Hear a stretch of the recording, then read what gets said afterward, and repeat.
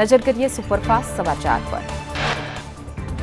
દિલ્હીમાં અનેક રસ્તાઓ પર ડાયવર્ઝન અપાયા છે, જેના કારણે રસ્તા પર ગાડીઓની લાંબી લાઈન લાગી છે। મોટી સંખ્યામાં લોકો રસ્તામાં અટવાયા।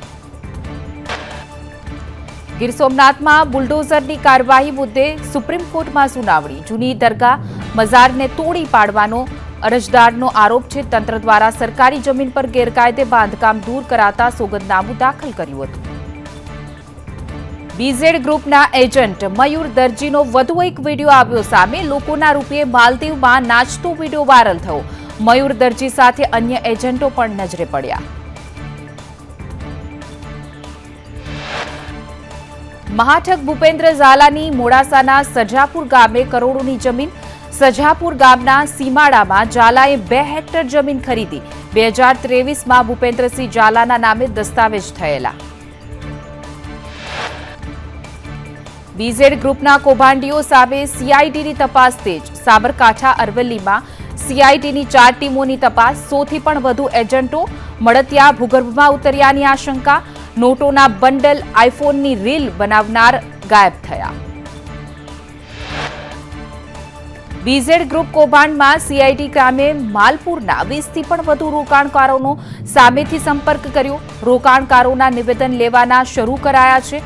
અનેક રોકાણકારો જ એજન્ટો હોવાનું પણ સામે આવ્યું। લોકો પાસેથી નાણાં લઈ પોતાના નામે રોકાણ કરતા હતા।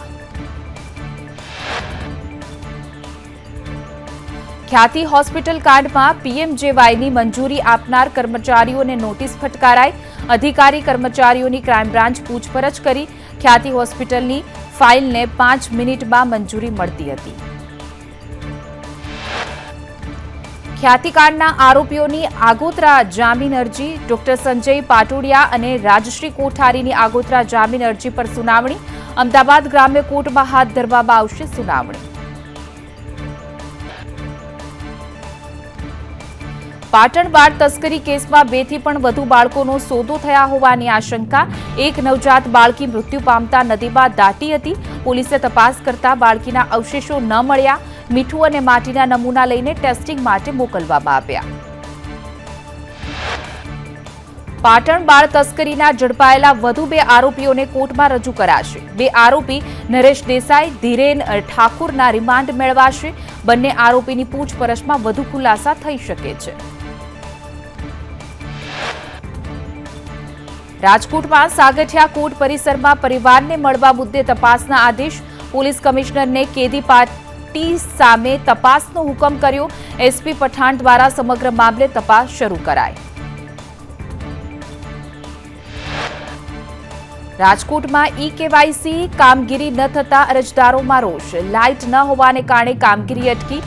ટોકન ન અપાતા અરજદારોએ હોબાળો મચાવ્યો।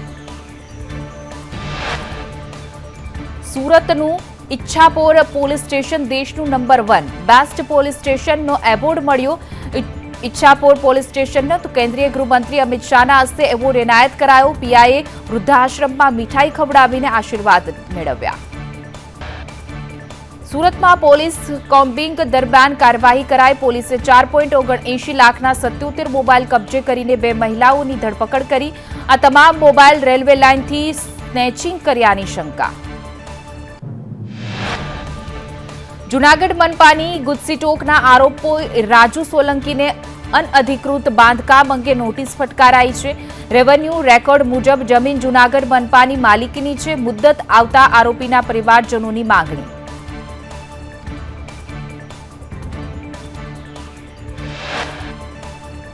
નડિયાદમાં સરદાર ભુવનની 46 દુકાનો ખાલી કરવા નોટિસ ફટકારાઈ। રિપોર્ટ નેગેટિવ આવતા નગરપાલિકાએ ફટકારી નોટિસ। તમામ દુકાનો 15 દિવસમાં નગરપાલિકાને સોંપવા આદેશ કરાયો। દીવમાં 2 સિંહ પાંજરે પુરાતા સ્થાનિકોમાં હાશકારો। નાગવા રોડ ડાંગરવાડી વિસ્તારમાં સિંહ જોવા મળ્યા હતા। વન વિભાગે બંને સિંહને એનિમલ કેર સેન્ટર ખસેડ્યા। ભાવનગરમાં 15,900 હેક્ટરમાં ડુંગળીનું વાવેતર થયું। રાજ્યમાં ડુંગળીના વાવેતરનો 64% હિસ્સો એકલા ભાવનગરમાં થયો। ગીરમાં પહેલીવાર કાશ્મીરી કેસરની સફળ ખેતી થઈ. ટેકનોલોજીના માધ્યમથી કાશ્મીરના કેસરની કરી ખેતી. ગીરના ખેડૂત વનરાજ રામે 400 સ્ક્વેર ફૂટના કોલ્ડ રૂમમાં નિર્માણ કરી સફળ ખેતી. સુરતમાં સીઆર પાટીલના ઘરે 3 પુંગનુર ગાયનું પ્રવેશ. પાટીલના નવા ઘરમાં 3 પુંગનુર ગાયનું પરિજનોએ કર્યું પૂજન. પરિવારમાં ખુશીનો માહોલ. કચ્છ ધોરડો રણોત્સવ માટે ખાસ બસ શરૂ કરાઈ. અમદાવાદ એરપોર્ટથી ધોરડો બસ સેવા શરૂ કરાઈ. એસી વોલ્વો બસ એરપોર્ટથી કચ્છ દોડાવવાની ટ્રાન્સપોર્ટ મંત્રી હર્ષ સંઘવીની જાહેરાત. ઉમરગામ રેલવે સ્ટેશનમાં અજાણી મહિલાની હત્યા કરાઈ. અજાણ્યા શખ્સે માથાના ભાગે ઘા મારી કરી હત્યા. મહિલાની હત્યા કરી હત્યારો ફરાર.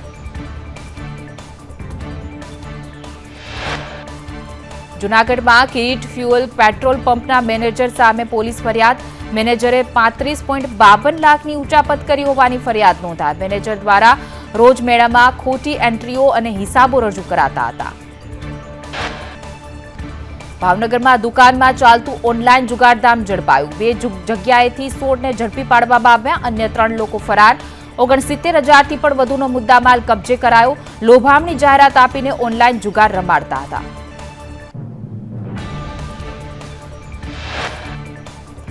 બોડેલીમાં સેલ્સ એક્ઝિક્યુટિવે કરી લાખોની ઠગાઈ. મિત્ર સાથે મળીને 56.53 લાખની ઠગાઈ આચરી. બજાજ ફાઇનાન્સના એરિયા મેનેજરે પ્રજ્ઞેશ પંચાલ તેના મિત્ર સામે ફરિયાદ કરી. ભાણવડમાં પીજીવીસીએલનો વાયર રોડ વચ્ચે લટકતો જોવા મળ્યો. સપોર્ટ તૂટતા વીજ વાયર રસ્તા વચ્ચે લટક્યો. પીજીવીસીએલની ટીમે લાઇન બંધ કરી વાયર દૂર કર્યો. રાજ્યભરમાં કડકડતી ઠંડીનો અહેસાસ. રાજકોટ 13 ડિગ્રી સાથે સૌથી ઠંડુ શહેર. ગાંધીનગરમાં 15.1 તો અમદાવાદમાં 16.3 ડિગ્રી. પાલનપુર અને વડોદરામાં 16 ડિગ્રી તાપમાન નોંધાયું.